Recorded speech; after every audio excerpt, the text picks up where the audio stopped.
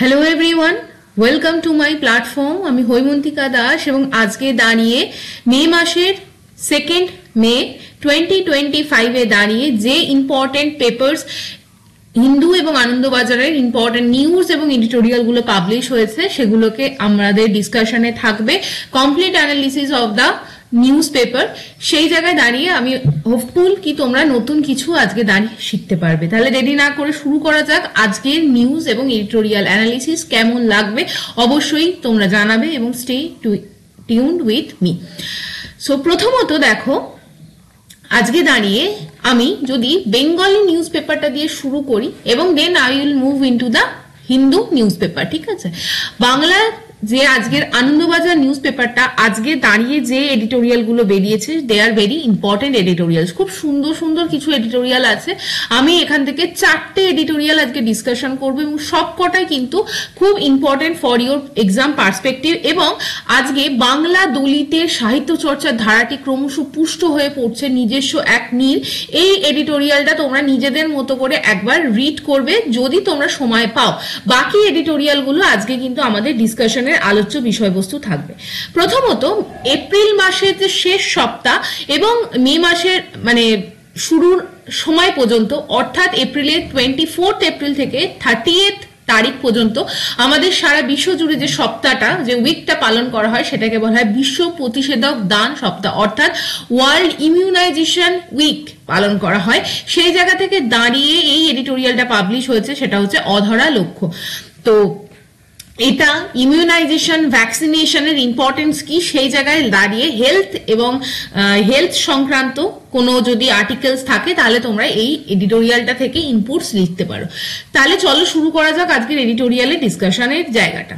প্রথমত দেখো, এই যে বিশ্ব প্রতিষেধক দান সপ্তাহ সেটা প্রত্যেক বছর এপ্রিলের শেষ সপ্তাহে পালন করা হয় এবং মূলত টিকাকরণের মাধ্যমে যে প্রতিরোধ সম্ভব এমন রোগগুলির ক্ষেত্রে কিন্তু টিকাকরণের জন্য উৎসাহ এবং সচেতনতা প্রচার করা হয়। প্রসঙ্গত জনস্বাস্থ্য অর্থাৎ পাবলিক হেলথ এই ধরনের যে রোগ প্রতিরোধী ক্ষমতা গড়ে তুলতে সফল টিকাকরণ কর্মসূচি অত্যন্ত গুরুত্বপূর্ণ একটি হাতিয়ার।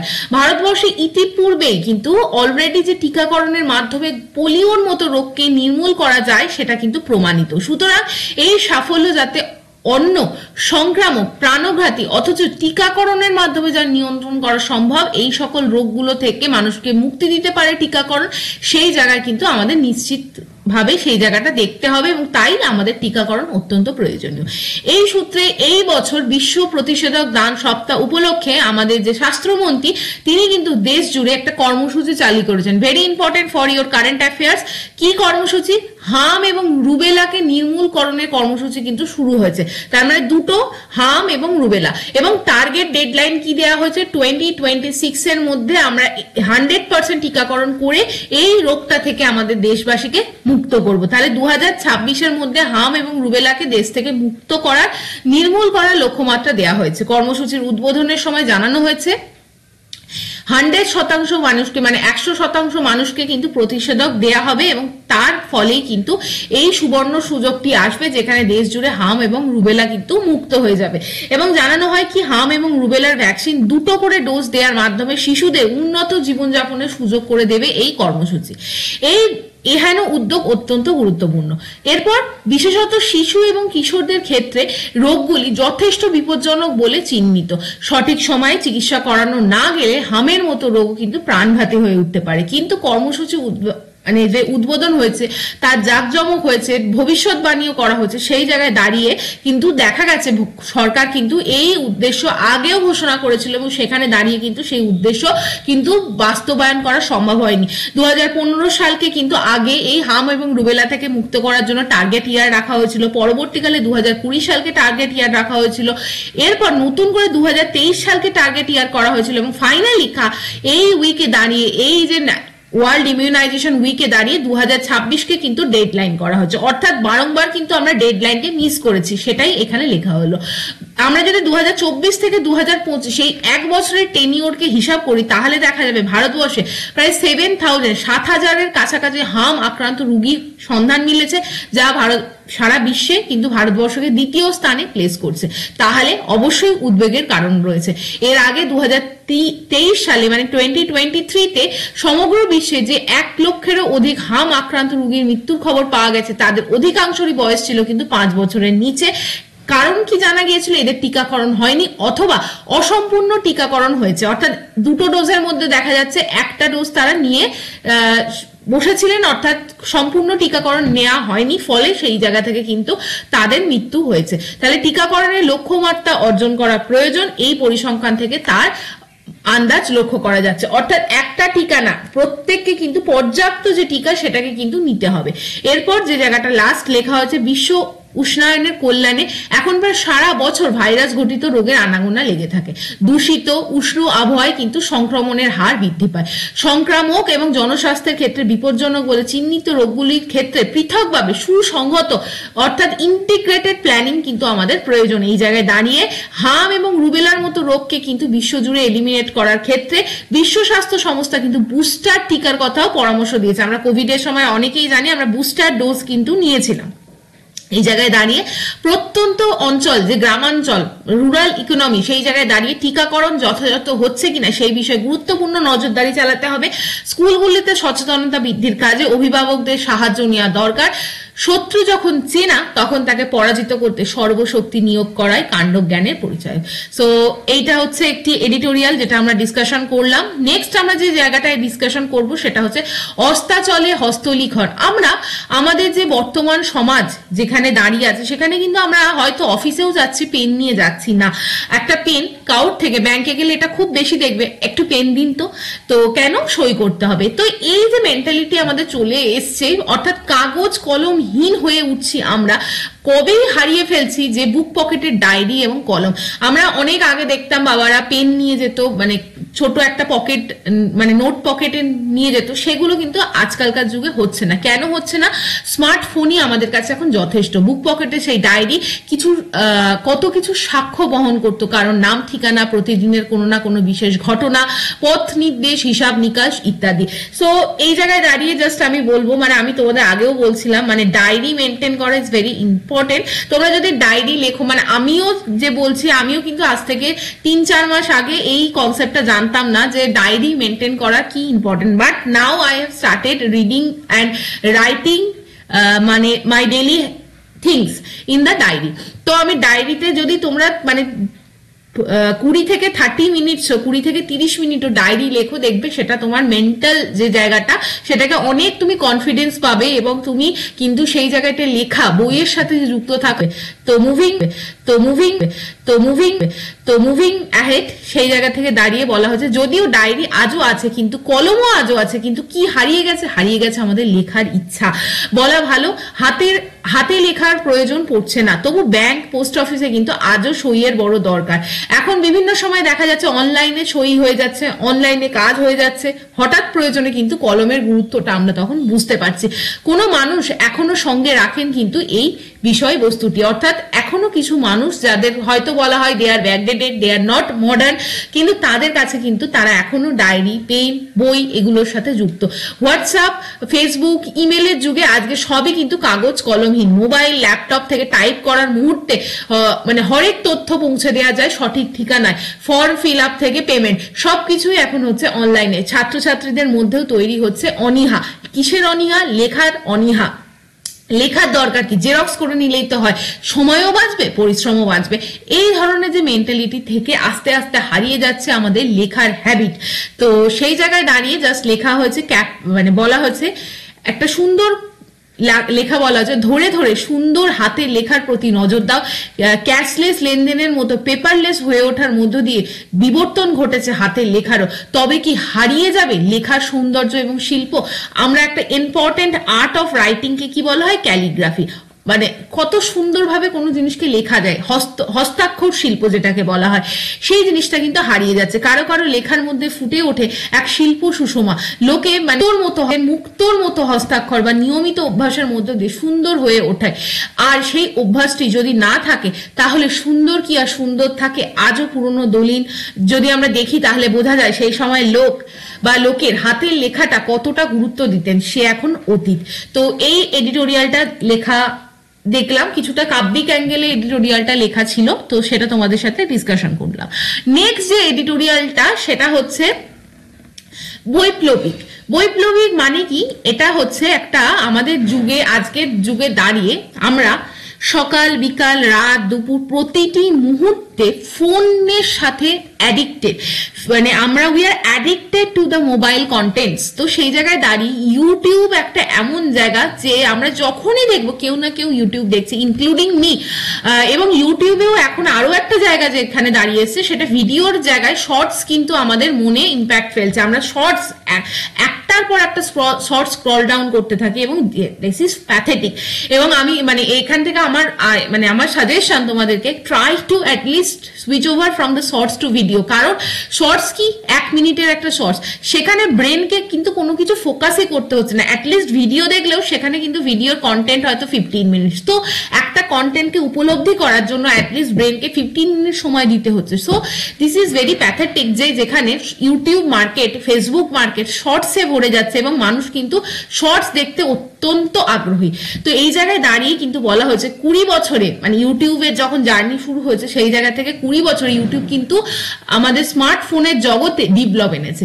তার অর্থভান্ডার দাঁড়িয়েছে ইউটিউবের যে টোটাল কন্টেন্ট, সেখানে দেখা যাচ্ছে 20 বিলিয়নেরও বেশি ভিডিও বিশ্বজুড়ে ইউটিউব ব্যবহার করছেন 200 কোটিরও বেশি মানুষ, এবং প্রতি মাসে গড় অ্যাক্টিভ ইউজার ছাড়িয়েছে 100 কোটি। তো এটা হচ্ছে ইউটিউবের কারেন্ট ফিগার। আর সংখ্যার গুরুত্বহীন তথ্য ইউটিউব সম্পর্কে আরো বিস্তর বলা যায়। এই সংস্থা আর তার ব্র্যান্ডের বর্তমান অর্থমূল্য, শেয়ার বাজারে তার প্রতাপ, রেভিনিউ জেনারেশন নিয়ে সুদূর প্রসারী পরিকল্পনা, এসব নিয়ে দেখা যাচ্ছে ইউটিউব কিভাবে মানুষের জীবনে ইম্প্যাক্ট ফেলেছে। এসব সমজদারের পরিসর, কিন্তু যে কথাটি সাধারণ মানুষ বুঝতে পারবেন তা হলো ইউটিউব আসলে মানুষের অতি মৌলিক এক প্রবণতাকে দহন করছে। কি টেন্ডেন্সিকে আস্তে আস্তে ইউটিউব নষ্ট করে দিচ্ছে। খুব ইম্পর্টেন্ট, এটা নিজেদের মোরাল জায়গাটাকে আপলিফট করার জন্য আমার এই এডিটোরিয়ালটা ভালো লেগেছে। দ্যাট ইজ দা দেখা এবং দেখানো। আজকে দুনিয়ায় দাঁড়িয়ে আমরা সবাইকে সবকিছু দেখাতে চাই, আমরা সবাইকে সবকিছু প্রতিপন্ন করতে চাই। সেই জায়গাটা কিন্তু মানুষের মৌলিক যে জায়গা, মানুষ আজকে বেডরুম, মানে আমাদের নিজস্ব যে মানে একটা থাকার ঘর, শোয়ার ঘর, আমাদের নিজের যে একটা খুব ব্যক্তিগত জায়গা, সেগুলোকেও মানুষ কিন্তু ইউটিউবের মাধ্যমে তুলে ধরার চেষ্টা করছে, which is very very wrong. বলা হচ্ছে মানুষ সবসময় দেখাতে চায় অন্যের জীবনকে তুচ্ছাতে তুচ্ছ, ক্ষুদ্র এবং নিজের মানে যার পর নাই বৃহৎ সমেত দেখার এক প্রবল আগ্রহ তার মধ্যে কাজ করছে, এবং দেখতে দেখতেই তার মধ্যে আসে দেখানোর প্রবণতা। অর্থাৎ সে দেখছে যে একটি মানুষ একটা জিনিস দেখাচ্ছে, তাহলে এই জিনিসটা আমি কেন দেখাবো না। সো এই যে কপি পেস্ট আইডিওলজি, এই কপি মানে তার থেকে আমি একটা জিনিস কপি করলাম মেন্টালে, একদিন করলাম না, দুদিন করলাম না, কিন্তু 3 দিনের দিন আমারও মনে হবে ইট ইজ ভেরি নর্মাল, এবং এটাকেও দেখানো যায়। এইভাবে কিন্তু দেখতে দেখতে আমাদের দেখানোর প্রবণতা কিন্তু বেড়েছে। ইউটিউব এই জায়গাটি ধরতে পারছে অত্যন্ত সফলভাবে, খুলে গিয়েছে অষ্টপ্রহর দেখে চলার এক জঙ্গম দুনিয়া। আমরা সবাইকে দেখে তাদের মতো হয়ে চলতে চেষ্টা করছি, তাহলে আমাদের কি মৌলিকত্ব, ইউনিকনেসটা কিন্তু কমে যাচ্ছে। চোখ থাকলেই দেখা যায় সত্য, তা বলে চাইলেই সব দেখা যায় না। অন্তত ডিজিটাল প্রযুক্তি এবং আন্তর্জাল আসার আগে দেখা যেত না। ইউটিউবের নিহিত বার্তা যেন এই জাতি, গোষ্ঠী, সমাজ, ধর্ম, রাজনীতি, খাদ্য, পোশাক, আশাক, বিনোদন, এমনকি যৌনতার রকম ভেদ, সবকিছুই কিন্তু সমষ্টি জীবনে যত ভেদই করুক না কেন, এই সবই এবং আরো সবকিছুই যেন ব্যক্তি মানুষের দেখা এবং শোনার বাইরে না থাকে। ইউটিউবে মানুষের সহজাত সেই দেখার অধিকারকে প্রতিষ্ঠা দিয়েছে। মানুষ কি দেখবে তার আর বিচার সভা বসানো হয় না, এবং সেই অধিকারকে করে তুলেছে রোজগারের সহজ অভিজ্ঞতা, এবং এখানেই তার কৃতিত্ব। অর্থাৎ মানুষ কি দেখাবে সেটা কিন্তু আর কোনো বিচার সভা হবে না, মানুষ যেটা ইচ্ছা সেটাই দেখাতে পারে এবং সেটা দেখিয়েই সে রোজগার করতে পারে, এবং এই জায়গাটাই কিন্তু ইউটিউব কিন্তু ইউজ করছে। বাসে, মেট্রোয়ে পথ চলিত মানুষের স্মার্টফোনে আপন মনে একটার পর একটা ইউটিউব ভিডিও উপভোগ করছেন। খাবার খেতে অনেক শিশুকে ইউটিউবে বিচিত্র ভিডিও খুলে দিলে সে বিনা বাক্য ব্যয় খেয়ে নিচ্ছে। এই উদাহরণগুলি বলে দিচ্ছে শিশু থেকে বৃদ্ধ সকলের মন এবং জীবনে আজও কি প্রভাব ফেলছে এই ইউটিউব। এই প্রতাপ বাড়বে বই কমবে না, অর্থাৎ এটি আরো বাড়বে। একটি ভিডিও দেখতে আজ ইউটিউবে অ্যালগোরিদম উপভোক্তাকে পরের একটি ভিডিও সাজেস্ট করছে, অর্থাৎ একটা ভিডিও শেষ না হতে হতে আরেকটা ভিডিও তার সামনে সাজেশনে চলে আসছে। দর্শককে কি পছন্দ মুহূর্তেই বুঝে নিয়ে তাকে প্রভাবিত বা চালিত জন্য সহধর্মী কন্টেন্টের দিকে, অর্থাৎ অ্যালগোরিদম ইউটিউবের এতটাই ফাস্ট যে মানুষের কি ইচ্ছা, মানুষের কি কন্টেন্ট সেটাও কিন্তু সাজেশনে চলে আসছে। এই যান্ত্রিক মানে যে যান্ত্রিক ক্লেভারি চতুরতা সেটা আসলে মানবিক ক্ষমতার উপরে খোদকারী কিনা, মানে ক্ষতিকর কিনা, তা কোনো বিপত্তি লুকিয়ে আছে কিনা তার সময় বলবে। তবে মানুষের দেখতে চাওয়ার এবং দেখাতে চাওয়ার অভ্যাসটি তো থাকবেই, যাকে নিয়ে ইউটিউব তার জয়যাত্রার দিকে এগিয়ে যাবে। হোপফুলি এই এডিটোরিয়ালটা ভালো লাগলো তোমাদের। নেক্সট আমরা এডিটোরিয়ালে চলে আসবো, সেটা হচ্ছে আমাদের বিশ্বে একটা ভয়াবহ সময়ের মধ্য দিয়ে আমরা যাচ্ছি, যেখানে মানবিকতা দিনে দিনে নষ্ট হয়ে যাচ্ছে এবং যে জায়গাটায় মানুষ মেতে উঠছে সেটা হচ্ছে যে নিজের প্রতিপত্তিকে জাহির করার লড়াই, এবং সেই জায়গায় দাঁড়িয়ে বিভিন্ন বিশ্বের বিভিন্ন প্রান্তে যে যুদ্ধ পরিণতি তৈরি হচ্ছে, পরিস্থিতি তৈরি হচ্ছে, তার প্রভাব কি on the environment, on the প্রকৃতি, আমাদের যে মাদার যে নেচার, তার উপর the impact of the war. Very important editorial. এবং তোমরা যখন যারা পরবর্তীকালে ডেসক্রিপটিভ প্যাটার্নে WBCS এবং যারা ইউপিএসসির মতো প্রিপারেশন নিচ্ছ, আমি হোপফুল তোমাদের এই এডিটোরিয়াল অ্যানালিসিস গুলো it will give you a lot more insights regarding how to write, what to write and from where to write. So with this note এই এডিটোরিয়ালটা পড়া যাক। দেখো, যুদ্ধ সংঘাতে নিহত আহত মানুষের পরিসংখ্যান আমরা সবসময় পেয়ে থাকি, ধ্বংস কিন্তু আমরা কি পেয়ে থাকি না।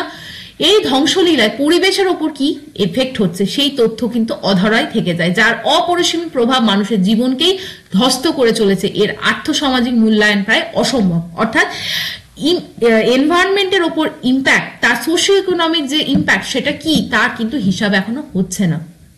বিজ্ঞানকে হাতিয়ার, প্রযুক্তিকে হাতিয়ার করে আমেরিকার গৃহযুদ্ধ হোক বা প্রথম দ্বিতীয় বিশ্বযুদ্ধ হোক বা ভিয়েতনাম ওয়ার হোক বা আফগানিস্তান বা সর্বশেষে রাশিয়া ইউক্রেন ওয়ার হোক, মানুষের পাশাপাশি কোটি কোটি গাছপালা, বন্য প্রাণ নিহত হয়েছে। ব্যবহৃত আধুনিক যুদ্ধাস্ত্র, বিস্ফোরক, রাসায়নিক, জল, মাটি, বাতাসের ব্যাপক দূষণ ঘটিয়েছে। বিধ্বস্ত হয়েছে সেখানে পরিবেশ।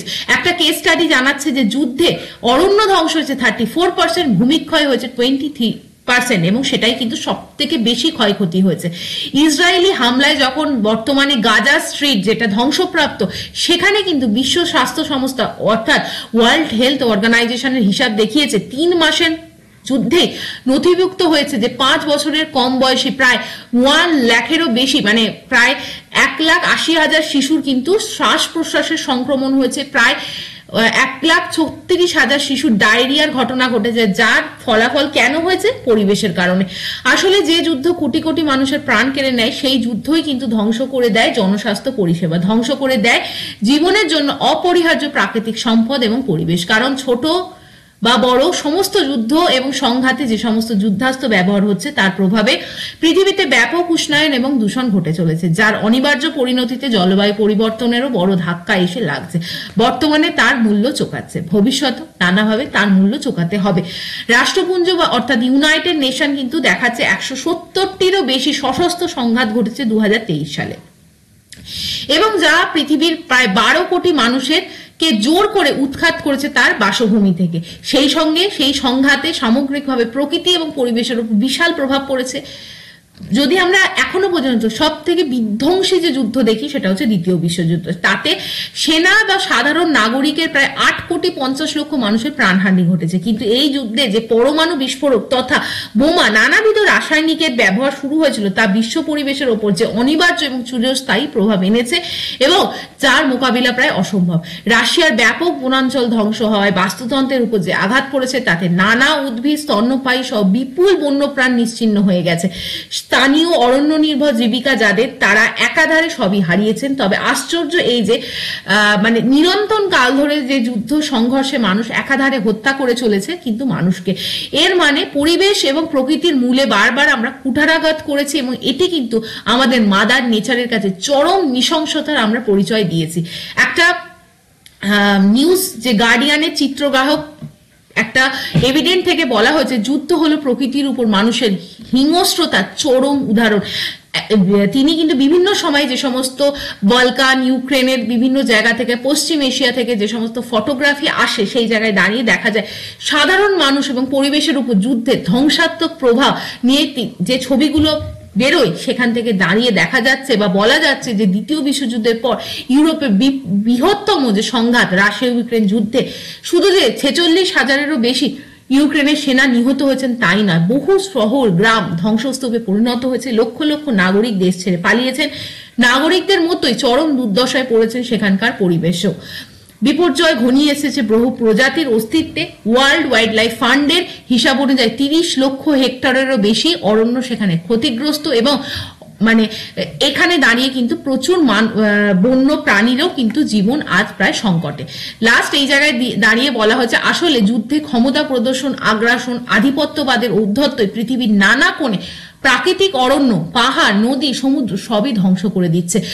মানে এই জায়গায় দাঁড়িয়ে পৃথিবীর বুকে যে হোমোসেপিয়েন্সরা বিচার করত তখন জীবন ধারণের তাগিদে গাছপালা এবং বহু বন্য প্রাণী বিলুপ্ত হয়েছে এই হোমোসেপিয়েন্স অর্থাৎ মানুষের হাত ধরে। লাস্ট যে জায়গাটা বলা হয়েছে যে পরিবেশগত সচেতনতার উদ্দেশ্যে 5,000 বছর আগেও বৈদিক ঋষিদের স্রোতে বন প্রকৃতিকে কিন্তু প্রশংসা করা হতো, অরণ্যের পুজো করা হতো। 450 খ্রিস্টপূর্বে গ্রিক দার্শনিক কিন্তু বলেছিলেন যে জীবনের লক্ষ্যই হলো প্রকৃতির সাথে চুক্তি করে জীবনযাপন করা। কিন্তু চুক্তি তো দূরের কথা, বর্তমানে যে বিশ্বের মানে দেশগুলিতে সশস্ত্র জঙ্গি সংগঠনগুলির মাধ্যমে যে যুদ্ধ উন্মাদনা চলছে, জল মাটি হাওয়াকে দূষিত করা হচ্ছে, আর আমরা সারা বিশ্বের মানুষ এই নীল গ্রহের সেই সর্বাত্মক ধ্বংসচিত্রে যেন নির্বাক দর্শকে পরিণত হয়েছে। তাহলে হোপফুলি আজকের এডিটোরিয়ালটা আশা করি তোমাদের খুব ভালোভাবে বুঝতে পারলে। এডিটোরিয়াল অ্যানালিসিস করলাম। Moving to the next portion, সেটা হচ্ছে হিন্দুর ফ্রন্ট পেজ। ভেরি ইম্পর্টেন্ট কিছু কারেন্ট অ্যাফেয়ার্স আছে। প্রথমত যে কারেন্ট নিউজটা আছে, India Gates the US support in the fight against the terrorism. তাহলে ইউএস অফিসিয়ালস, দুজন ইউএস অফিসিয়ালস কিন্তু ইন্ডিয়ান মিনিস্টারদের সাথে কথা বলেছেন এবং দে স্ট্যান্ড উইথ ইন্ডিয়া এবং supports it's right to defend itself. ঠিক এই জায়গায় ইট ইজ দ্য জাস্ট আমরা হেডলাইনটা ডিসকাশন করলাম। এপ্রিল মাসে কিন্তু জিএসটি রেকর্ড হাইয়েস্ট কালেকশন হয়েছে 2.37 লাখ করোড়। আমরা যদি দেখি সিন্স দ্য আগের আমরা যদি ওয়ান ফাইন্যান্সিয়াল ইয়ার আগের এপ্রিল মাসকে টার্গেট করি তাহলে 2.10 থেকেও কিন্তু বেশি 2.37 এবং কনজিকিউটিভ মান্থের থেকেও কিন্তু হাইয়েস্ট জিএসটি ইনকাম হয়েছে। নেক্সট যে জায়গাটা সেটা হচ্ছে US gains access to Ukraine's mineral, এবং সেই জায়গায় দাঁড়িয়ে গতকাল ইউএস এবং ইউক্রেনের মধ্যে নেগোসিয়েশন এবং ডিল ফাইনালাইজেশন হয়েছে, যেখানে আমেরিকা কিন্তু can access to Ukraine's vast mineral resource, finalizing a deal months in making that could enable continued US অন্যদিকে ইউক্রেন ইউএস কিন্তু ইউক্রেনের মিনারেল রিসোর্স এবং সেই জায়গায় অ্যাক্সেস পাবে, এবং on the contrary US will give providing assistance, financial aid, military aid to the Ukraine's capital Kiev. তাহলে hopefully এটা মানে বোঝা গেল। নেক্সট যে জায়গাটা সেটা important, very important is about the orange economy এবং the concept of waves। গতকাল দাঁড়িয়ে প্রাইম মিনিস্টার কিন্তু একটা ইম্পর্টেন্ট সামিটে পার্টিসিপেট করেছিলেন। কি সামিট? সেটাই হচ্ছে ওয়েব সামিট। কি? World audio visual entertainment summit 2025, যেটা মুম্বাইতে হয়েছে, এবং এটা কারেন্ট অ্যাফেয়ার্স এর জন্য important. Now this is the new concept. কি অরেঞ্জ ইকোনমি? কি অরেঞ্জ ইকোনমি কি সেটা বোঝার জন্য আমাদের এই লাইনটা পড়তে হবে। অরেঞ্জ ইকোনমি হচ্ছে এমন একটা ইকোনমি যেখানে কিন্তু এটা হচ্ছে একটা creative economy, refers to economic activity that leverage creativity, culture, intellectual property to generate wealth and job.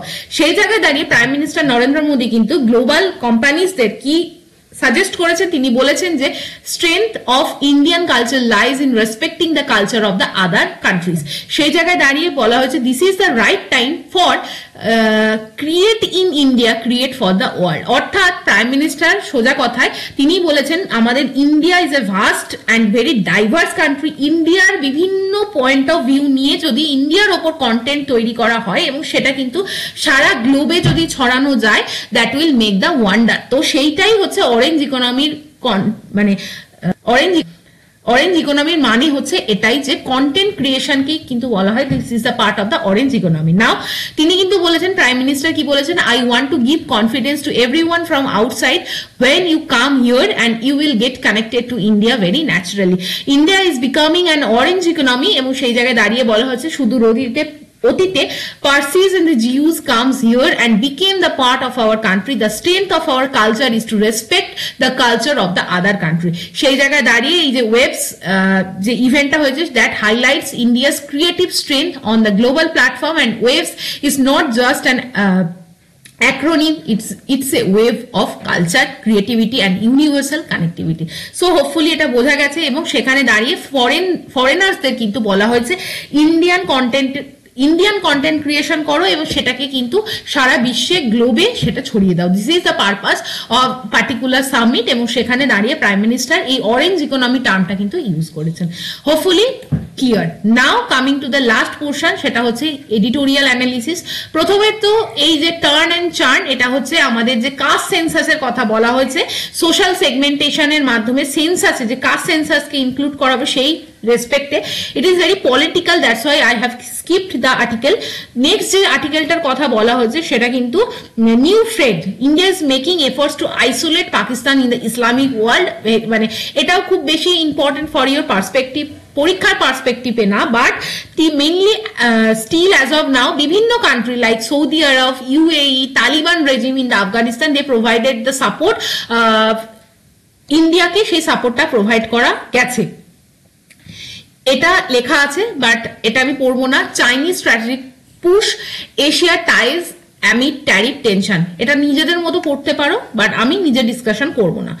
এই এডিটোরিয়ালটা পলিটিক্যাল অ্যাঙ্গেলে লেখা এবং পলিটি পার্সপেক্টিভে লেখা, এবং এটা মেইনলি পার্লামেন্ট যে আমাদের টপিকটা আছে ইন্ডিয়ান কনস্টিটিউশনে তার উপর বেস করে একটা কনসেপ্ট। কিসের উপর বেস করে একটা কনসেপ্ট আমি জাস্ট তোমাদের দেখিয়ে দিচ্ছি। আর এক মিনিট, আর এইটা পড়ার আগে একটা নিউজ, একটা পিকচার আমি তোমাদের দেখাবো। This is the picture. এই পিকচারটা কিন্তু showing the Jallikattu festival in the Coimbatore. তো এটা কি, এটা হচ্ছে একটা ফেরোসিয়াস বুলকে কিন্তু টেম করা, মানে টেমিং ফেস্টিভ্যাল। কি হয় দেখো, জালিকট্টু কিন্তু একটা traditional sports in the Tamil Nadu, যেটা সেলিব্রেটেড হয় on the 3rd day of the Pongal. এটাও ইম্পর্টেন্ট, মাট্টু পঙ্গাল ডেতে সেলিব্রেট করা হয়, মেইনলি জানুয়ারি মাসে ইভেন্টটা হয়। এটা কিন্তু তামিলনাড়ুর একটা ফেস্টিভ্যাল, এবং এখানে কি হয়, দিস ইজ মানে the history of bull fight dates back 400 to 100 BCE, and when it was played by the Aryans and the ethnic group in India. Actually জালিকাট্টুতে এই যে ষাঁড় বা বুল তাদেরকে অত্যন্ত উত্তেজিত করে দেওয়া হয়, এবং সেই জায়গায় তাকে টেম্পার বা শান্ত করা, প্যাসিফাই করার যে লড়াই সেটাকেই বলা হয় জালিকাট্টু। আমি সাজেস্ট করবো তোমরা যখন ইউটিউব দেখবেই মানে এই জিনিসটা দেখো যে জালিকাট্টু ফেস্টিভ্যাল কিভাবে সেলিব্রেট হয়। নেক্সট এই নেক্সট এডিটোরিয়াল ডিসকাশনের আগে we need to understand the difference between the public bill as well as the private bill. Public bill মানে কি, যে সমস্ত বিল কোনো মিনিস্টার, আমাদের বিভিন্ন মিনিস্টার আর মেম্বার অফ পার্লামেন্ট এর মধ্যে ডিফারেন্স আছে। যারা লোকসভা বা রাজ্যসভায় সিলেক্টেড বা নমিনেটেড হন বা ইলেক্টেড হন তাদের বলা হয় মেম্বার অফ পার্লামেন্ট। এই মেম্বার অফ পার্লামেন্টরা কিছু ক্ষেত্রে গভর্নমেন্টের কোনো ডিপার্টমেন্ট বা মিনিস্ট্রির কিন্তু হেড হন, তখন তাদের বলা হয় মিনিস্টার। ঠিক আছে, জেনারেলি মিনিস্টাররা যে বিল ইন্ট্রোডিউস করে তাকে বলা হয় পাবলিক বিল। কিন্তু সব মিনিস্টারই কিন্তু মেম্বার অফ দ্য পার্লামেন্ট, কিন্তু সব মেম্বার অফ পার্লামেন্ট মিনিস্টার না। তাহলে দেখা যাচ্ছে যে সমস্ত মেম্বাররা পার্লামেন্টের member but they are not the minister, তারা যদি কোনো বিল ইন্ট্রোডিউস করে তখন তাকে বলা হয় প্রাইভেট বিল। ওকে, জেনারেলি মিনিস্টাররা যে বিল ইন্ট্রোডিউস করে সেটা রিফ্লেক্ট করে কি policy of the government, ruling party যারা আছে তাদেরই পলিসিকে ফ্রেমওয়ার্ক করে। অন দি কন্ট্রারি প্রাইভেট বিল কিন্তু ইন্ডিভিজুয়াল যে ভিউ পয়েন্ট বা অপোজিশন পার্টির যে স্ট্যান্ড পয়েন্ট সেটাকে কিন্তু রিফ্লেক্ট করে। নাও জেনারেলি পাবলিক বিলের চান্স থাকে, গ্রেটার চান্স থাকে সেটা পার্লামেন্টে পাস হবে, কিন্তু প্রাইভেট বিল যেহেতু রুলিং পার্টির মতামত বা ইন্ডিভিজুয়াল একটা মতামতকে রিফ্লেক্ট করছে, এখানে লেসার চান্স থাকে to be approved by the parliament. Next, যদি পাবলিক বিল রিজেক্টেড হয়ে যায় সেটা কিন্তু ডিফাইন করে কি আমাদের পার্লামেন্টারি কনফিডেন্স কিন্তু গভর্নমেন্টের উপর থেকে কমে যাচ্ছে, কিন্তু প্রাইভেট বিলের ক্ষেত্রে সেই ধরনের কোনো ইমপ্লিকেশন থাকে না। অন্যদিকে পাবলিক বিলকে কিন্তু ইন্ট্রোডিউস করার জন্য 7 ডে পার্লামেন্টে নোটিশ দিতে হয়, কিন্তু প্রাইভেট বিলকে ইন্ট্রোডিউস করার জন্য 1 মান্থের একটা নোটিশ দিতে হয়। This is the thing. আর পাবলিক বিলকে ড্রাফট করে, যেহেতু এটা গভর্নমেন্ট পলিসিকে সিগনিফাই করে, সেটা ল ডিপার্টমেন্ট দ্বারা ড্রাফটিং হয়। অন্যদিকে প্রাইভেট বিল কিন্তু ইন্ডিভিজুয়াল মেম্বারদের দ্বারাই ড্রাফটিং হয় এবং সেখানে সমস্ত রেসপন্সিবিলিটি ইন্ডিভিজুয়াল মেম্বারের কাছে আসে। নাও এবার এডিটোরিয়ালটা যদি আমরা পড়ি দেন উই ক্যান আন্ডারস্ট্যান্ড যে হোয়াট ইজ দ্য ইম্পর্টেন্স, যে যার উপর দাঁড়িয়ে আমাদের কনস্টিটিউশনের যে অ্যাসেম্বলিতে প্রাইভেট বিলকে এতটা ইম্পর্টেন্স দেওয়া হয়েছিল। এবার শুরু করা যাক। প্রথমত দেখো, private member bill PMB are a mechanism through which member of the parliament who are not ministers, ঠিক আছে, যারা মিনিস্টার নয় তারাও কিন্তু can propose their own legislation. In Indian parliamentary system, most laws are introduced by the government, drafted by ministries and tabled by the ministers. তার মানে বোঝা গেল they are the public bill. But in contrast, PMB অর্থাৎ private member bill come from individual MPs, both ruling party and opposition. In each session, যখন দেখো এইটা important, in each session Fridays are usually reserve for the discussion of the PNB, অর্থাৎ private member বিলের জন্য ফ্রাইডেকে কিন্তু রেখে দেওয়া হয়। আর perhaps last remaining intervention wherein MPs are not strictly guided by the party mandate, অর্থাৎ এখানে কিন্তু একটা ইন্ডিভিজুয়াল একটা কনসেন্ট বা ইন্ডিভিজুয়াল মতামত কিন্তু প্রাইভেট বিলে কিন্তু রিফ্লেক্টেড হয়। এবার বলা হচ্ছে this crucial intervention has steadily eroded, এই যে পিএমবির যে কনসেপ্ট সেটা কিন্তু আস্তে আস্তে স্টেডিলি ক্ষয়প্রাপ্ত হয়ে যাচ্ছে। Frequent disruption, preemptive adjournment, increasing prioritization of the government business have reduced the PNB to a symbolic gesture rather than the serious legislative exercise. Ignoring the PMB is a procedural lapse and also signals of a democratic backside. বোঝা গেল? এরপর যদি আমরা 17th যে লোকসভা এবং 18th লোকসভার যে trend সেটা দেখি তাহলে দেখবো সিন্স ইন্ডিপেন্ডেন্স অনলি 14 PMB অর্থাৎ private bill have been passed and received presidential assent. None has cleared both house since 1970। বোঝা গেল 17তম যে লোকসভা যেটা 2019 থেকে 24-এ হয়েছিল সেই জায়গায় দাঁড়িয়ে কি দেখা গেছিল, 729 এই ধরনের বিলকে কিন্তু ইন্ট্রোডিউস করা হয়েছিল লোকসভায়, 705 বিলকে কিন্তু ইন্ট্রোডিউস করা হয়েছিল রাজ্যসভায়, কিন্তু however only 2 in the Lok Sabha and 14 in the Rajya Sabha were discussed, এবং সেই জায়গায় দাঁড়িয়ে 18 লোকসভারও কিন্তু প্রায় একই সিনারিও এবং not a single one was discussed. Winter সেশনে যখন দুটো ফ্রাইডে পাওয়া যায় in the Lok Sabha were lost to disruption while another was taken up by the general discussion on the constitution. তাহলে উইন্টার সেশনে কিন্তু এই বছরের উইন্টার সেশনে দুটো যার মধ্যে আগে ছিল, যার মধ্যে একটা ফ্রাইডে কিন্তু ডিসরাপ্টেড হয়ে গেছিল এবং আর একটা ফ্রাইডেতে কিন্তু বিভিন্ন কনস্টিটিউশনাল ডিসকাশন হয়েছিল এবং তার ফলে কিন্তু কোনো রকমই প্রাইভেট মেম্বার বিলের ডিসকাশনের জায়গা ছিল না। অন্যদিকে বাজেট সেশনে কিন্তু বলা হয়েছিল ফার্স্ট ফ্রাইডেতে কিন্তু ইউজুয়ালি বাজেট সেশনে রিজার্ভ রেখে দেওয়া হয় প্রাইভেট মেম্বার বিলের জন্য, and that was used for the discussion of the union budget. তার মানে বাজেট সেশনে ফার্স্ট সেশনে কিন্তু বাজেট ডিসকাশন হয়, তার মানে পিএনবি কে আর ইন্ট্রোডিউস করা হয় না। এবং only one Friday in the Lok Sabha saw any private member discussion, এবং even this was limited to a resolution, অর্থাৎ একটাই দেখা যাচ্ছে যে কোনো একটা সেশনের একটা ফ্রাইডে কিন্তু পড়ে থাকছে পিএনবি ডিসকাশনের জন্য। রাজ্যসভাতেও কিন্তু দেখা যাচ্ছে বিভিন্ন সময় প্রচুর প্রায় 82টা প্রাইভেট মেম্বার বিলকে লিস্ট করা হয়েছিল বাজেট সেশনে, কিন্তু only 49 got the chance to B introduced in the single Friday, এবং সেখান থেকে দাঁড়িয়ে একটাকে কিন্তু জাস্ট ডিসকাশন করা গেছিল এবং বাকিগুলো অ্যাডজর্নমেন্ট সাইনে ডি এই অ্যানাউন্সমেন্টের জন্য কিন্তু বাকি বিলগুলোর ডিসকাশনই সম্ভব হয়নি।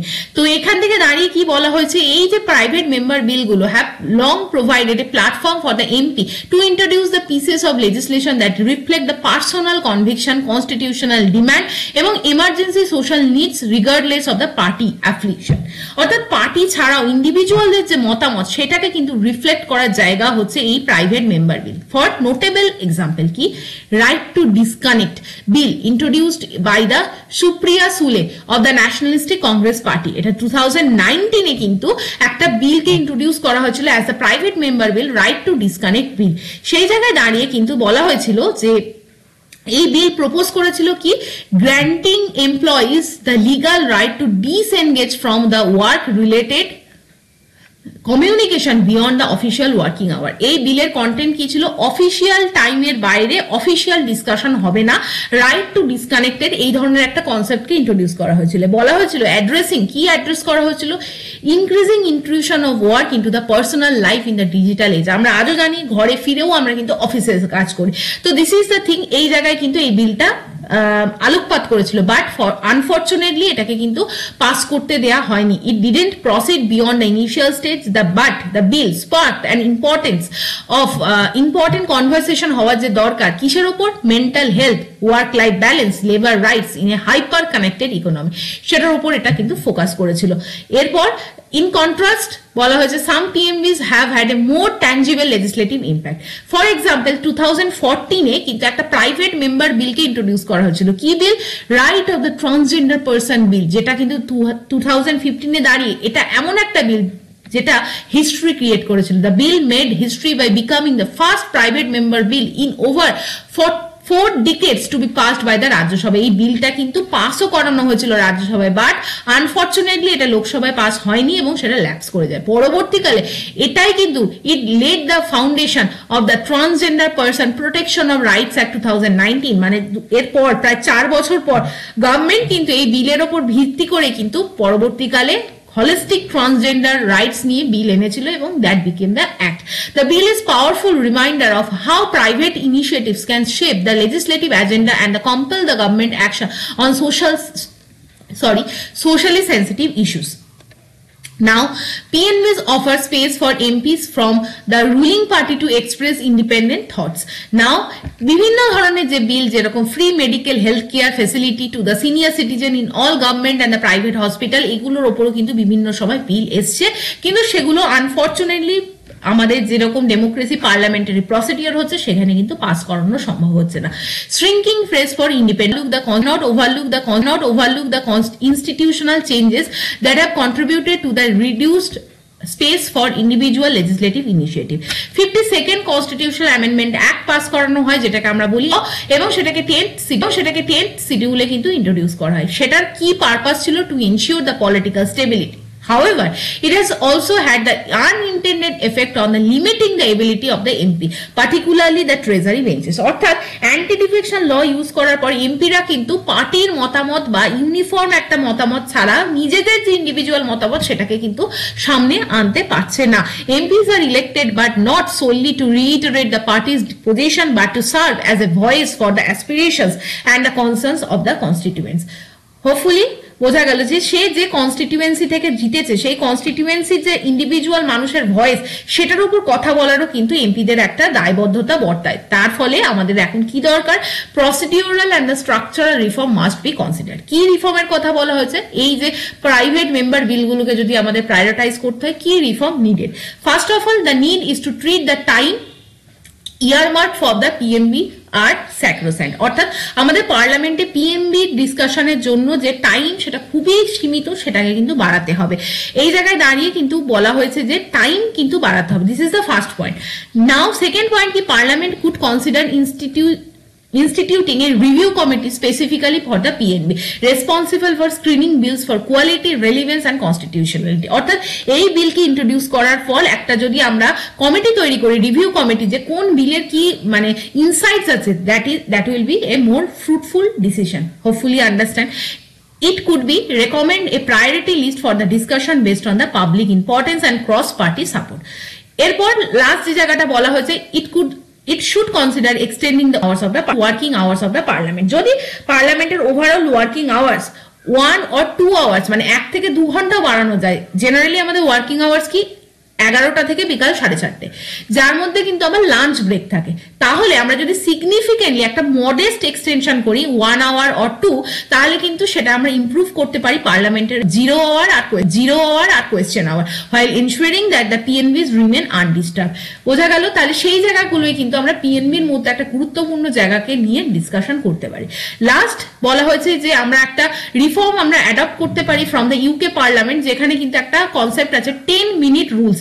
সেই 10 মিনিটসে কিন্তু একজন এমপিকে একটা শর্ট স্পিচ দিতে বলা হয় এবং সেটাকে কাউন্টার করার জন্য অ্যানাদার এমপিকে অপোজ করার জন্য ইকুয়াল লেন্থের একটা টাইম ডিউরেশন দেওয়া যায়। তার মানে এই ধরনের শর্ট টার্ম যে 10 মিনিট রুল সিস্টেম আমরা কিন্তু আমাদের ইন্ডিয়ান পার্লামেন্টারি সিস্টেমেও কিন্তু অ্যাডপ্ট করতে পারি, না কি বড় বড় লং টার্ম স্লটস দেওয়ার পরিবর্তে। Last, vice president of India এবং যিনি কিন্তু by default the chairman of the Rajya Sabha, currently he is the Jagdeep Dhankhar sir. তিনি কিন্তু বলেছেন হি has laid the emphasis on the role of the private members business in deepening the democracy. আমাদের ডেমোক্রেসিকে যদি গ্রাস root থেকে আরো ডিপ ডাউন করতে হয়, then we need to consider the private members যে বিল, সেটার উপর ইম্পর্টেন্স দিতে হবে। He describe the PNB as far sided, forward looking and a gold mine for ইন্ডিয়ার legislative landscape. These are words that reflect both the value and the potential of the mechanism when nurtured with sincerity. So this is the editorial. Hopefully আমরা discussion আমি ঠিকঠাক ভাবে তোমাদের বোঝাতে পেরেছি। কেমন লাগলো জানিও। আই হ্যাভ মানে always it's my purpose to make you understand the editorial, এবং মানে আমি তোমাদেরকে আমার বেস্টটা দিয়ে এটাকে বোঝানোর চেষ্টা করি। তাও মেবি সামটাইম হয়তো ঠিকঠাক ভাবে কিছুটা জায়গা ফাঁক পড়ে যায়। তোমরা অবশ্যই কমেন্ট করে জানিও কেমন লাগলো। লাইক করো, শেয়ার করো, সাবস্ক্রাইব করো to my channel. Telegram channel join করো to get the PDF. News পেপারের কিন্তু আমি যেগুলো পড়াচ্ছি সেগুলোকে নিজেও একবার পড়ার চেষ্টা করো, দেন তোমার কিন্তু রিডিং এবং আন্ডারস্ট্যান্ডিং ক্যাপাবিলিটি বাড়বে। এবং আমাকে ইমেলের থ্রু দিয়ে রিচ করতে পারো যদি if you want to connect with me. Thank you for watching, have a nice day, এবং কিপ ডুইং হার্ড ওয়ার্ক, এবং অলওয়েজ মনে রাখবে there is no alternative of patience, perseverance and the dedication and the devoted effort to get the success. Finally, with this note, I am ending this video. Thank you for watching.